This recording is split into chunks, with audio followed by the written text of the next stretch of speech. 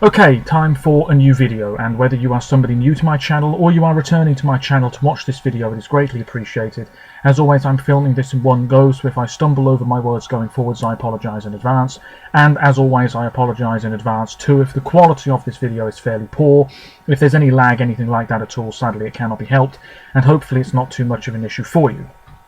So this is yet another Eurovision Song Contest 2020 related video here on my channel, and one that I hoped I wouldn't have to film, but I suppose it is Eurovision news and it's worth talking about because it's very important, and I think a lot of Eurovision fans, including myself, are waiting to find out what's going to happen regarding this matter.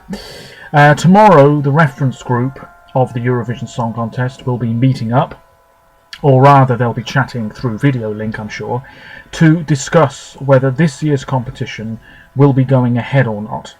And this is of course because of the spread of the coronavirus, which is very serious in some European countries, slightly less so in others at the moment. I know that it's particularly bad in Italy and Spain, and it's getting worse here in the UK. And of course this year's competition is taking place in the Netherlands. Now, I'm not entirely sure how bad the current situation is over there, but if it's anything like most European nations, it is very much a cause for concern, particularly amongst the elderly. Now, I think the European Broadcasting Union, this is just my personal opinion, I think they've been a little bit too quiet with regards to this year's contest. I believe there was a statement a couple of weeks ago at the time of recording this video where they said that plans were still going to go on with regards to this year's competition, which of course is scheduled to take place this May at the Ahoy in Rotterdam, but now that's looking really unlikely for many reasons. Firstly, no fans are going to be able to get to the Netherlands because most travel between European nations has now been suspended, and how long for we don't know. It might be lifted by May, but you know, you're cutting it a bit fine then. The stage constructors, many of whom are not from the Netherlands, they'll probably have difficulty trying to get there. The commentators, are they really going to want to travel? Will they be able to travel anyway? You know, there's so many complications with this, and Eurovision is such a massive production that is not just one show a year, as many neutral viewers probably believe it is. You know, it's the semi-finals as well, it's all the rehearsals, you have huge delegations, 41 of them this year, you've got the press, you've got fans. Rotterdam is going to be swollen with Europeans from all corners of the continent, and Australians too. And it is quite risky with this virus going around to stage such an event. I believe, and I could be wrong here, that the situation in the Netherlands at the moment is that large gatherings are banned, which means anybody, I suppose, over 1,000 people, you know, any event that has more than that is off. And Eurovision would have, I suppose, over 12,000 in the arena, so it's not looking likely, is it? Anyway, I do apologise because this is quite a rambling video, and I'm just taking a look here on one website. It's Eurovoix, if you're wondering. Apparently the Czech broadcaster has reported that the reference group for Eurovision will meet tomorrow, that's the 17th of March, Tuesday, to discuss the upcoming contest. Yes, their Eurovision page has reported that the reference group will be meeting tomorrow. The meeting is set to discuss the upcoming contest in the context of the virus. The broadcaster has reported that filming for the postcards has been suspended in the Netherlands, the acts from Israel and Lithuania having already stated they would not travel to the country to film their postcard. Now, the postcards don't really matter too much. They're just short snippets before each performance, but at the same time they're always nice to see. Currently 3 out of the 4 preview events have been cancelled, while the London Eurovision party is assessing whether it will be taking place. I highly doubt it. Maybe it's already been confirmed that it will not be happening. As of the end of last week, the European Broadcasting Union and host broadcasters stated that preparations for the contest are progressing as normal, but they can't be, not now. The Director General of Slovenian television said that the EBU is considering a Plan B. Now, this Plan B, in my opinion, rubbish. Scrap it, forget about it. Apparently, The plan B would be in the studio.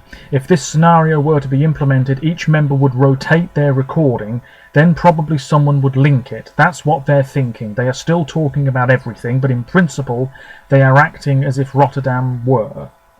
The Eurovision Song Contest 2020 is scheduled to take place at the Ahoy on the 12th, 14th and 16th of May. First things first, Rotterdam absolutely deserves to host. So if you cancel the event and just start it up again next year, Rotterdam should be the host city next year. And the stage design should be the same, and the venue should be free for that period of time in May 2021. However, I don't think it should be cancelled because it's such a massive upheaval. You know, it really is. You can't start building the stage in the venue and then say, you know what, forget this year. That would just be a real mix-up.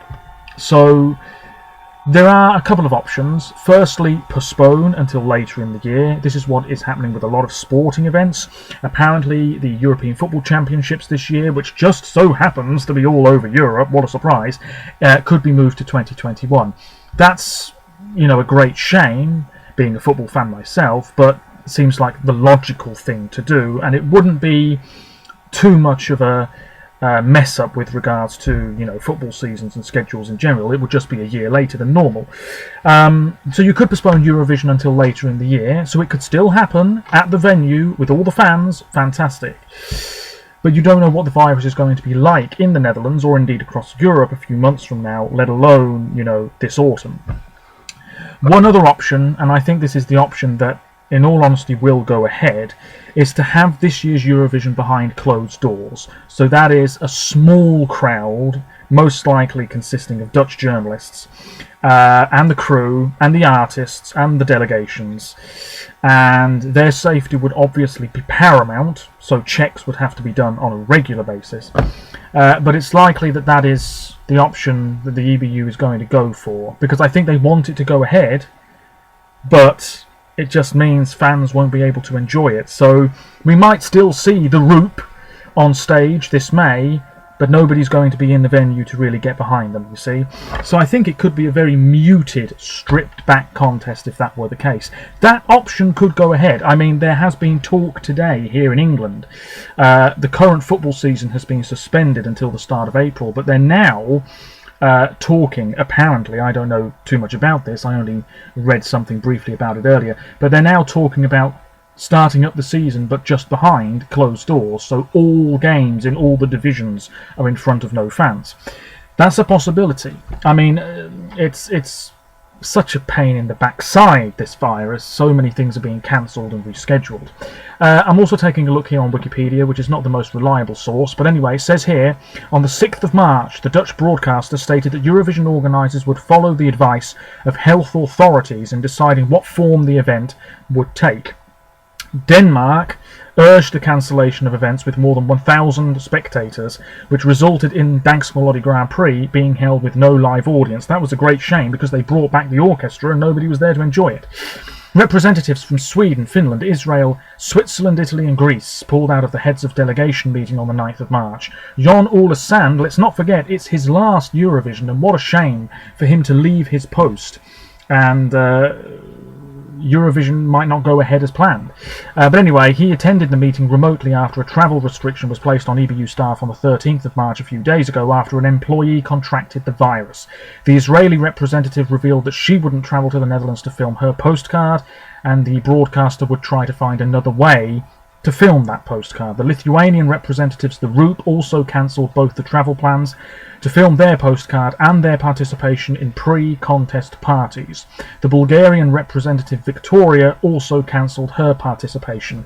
First things first, I don't think cancelling the pre-party events is a bad thing, because in all honesty they only exist for the fans.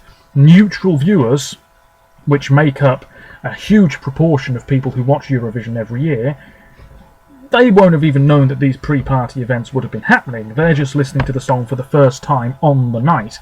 So it's disappointing for the fans and the artists in terms of promoting their songs, but at the same time it's not completely devastating. Anyway, the Spanish pre-party event in Madrid is over. Israel calling is over, and the pre-party in Amsterdam, which is the biggest one, is over. That's, a great shame, and it's really looking likely that Eurovision will either just be postponed, or in front of no fans, or cancelled. It is bound to be one of those options. It can't surely go ahead as usual this May. It's too risky. Unless the Dutch health service, or whatever it is, pull off some sort of miracle and ensure the safety of tens of thousands of people descending on Rotterdam in May, it's just not going to happen. Now, I know Wee Wee Blogs made a video very similar to this the other day. I haven't actually watched that yet, but maybe it's worth watching that because they'll know more than I do. What else does it say here? It's a big, big day. A big, big day. I mean, I've put it up on my Twitter page. The issue involves all the stage constructors too, many of whom will be from outside the Netherlands. And what of commentators? Will Graham Norton, that's the UK commentator, really want to travel? And the Australians, a much stripped back edition, in other words, like in the 1960s, may have to be the way. I mean, who knows? Who knows? It's a real shame that we've come to this. I mean, I am hopeful, given how things are sort of very, very, very, very, very, very, very slowly getting back to normal in China and South Korea, that here in Europe things will improve. They're going to get worse, but they will improve, and hopefully sooner than the professionals and people like us are expecting. Certainly I'm hoping that by May things have really plateaued and people, are able to shake hands with other people. I don't know if I've shown this on camera before, but this is something that's been up on my wall for a long time. It is my Eurovision winners poster, if you will. It's in a glass frame, and you can see all the flags of all the nations that have won. So Switzerland are in that corner, and you can see just about the Dutch flag there. And there's space for many more winners, and the 2020 winner would be in that square just below Sweden.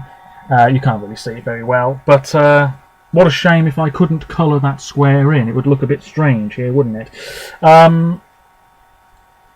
Yeah, I mean, it's such a shame. I know I keep saying it, but it really is, because we've got so many good songs this year that deserve to be seen live in the arena. On Fire for Lithuania, Think About Things for Iceland, Répondez-moi for Switzerland, which I'm convinced will be one of the best Eurovision performances of the century so far. But we might not get to see them. Or we will get to see them, but just... people are just going to find it a bit boring, aren't they? Even if you love these songs, you might not be able to really get into them, even if you're watching it on TV, because there'll be no atmosphere in the venue, and it's a big venue as well. Oh dear. Who knows what's going to happen? Tomorrow I'm a little bit busy, so when any news is announced, I might not be able to make a reaction to it straight away, but chances are I will be back at some point to talk about the decision the EBU comes up with. Let me know your thoughts on this. It's a big deal for all Eurovision fans, some of whom I feel have maybe been... what's the right term to use here? I think some Eurovision fans have sort of plodded on and really hoped that this year's contest is just going to go ahead as it does every year, with fans and everything, looking really great. But the reality is now that might not happen, and we all need to be prepared for the worst. The fact that this meeting is happening sooner rather than later suggests that I imagine there's going to be pressure on the EBU. I imagine a lot of broadcasters are going to say, you know what, let's be realistic here and say no. But what about the artists who may have tours later in the year? Will they be available? Will the venue be available? Who knows? Will these artists, if Eurovision, let's say, is postponed until September or October this year, will some of the artists turn around and say, you know what, I don't want to do it anymore. I still don't want to take that risk later in the year.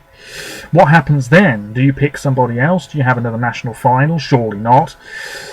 It's really, really difficult, and I really feel for Jon Ole Sand, who's, the head of it all, and he's got some big conversations to have over the next couple of days, if he hasn't already had lots of conversations with the host broadcasters. Anyway, this has been a big ramble, and I really do apologise for it, but everything's so messy at the moment, I suppose rambling makes sense. Let me know your thoughts on this. Genuinely interested. Tomorrow we will all find out some very important news, I'm sure. I am expecting an announcement that states Eurovision will be postponed or will take place this May in front of no crowd.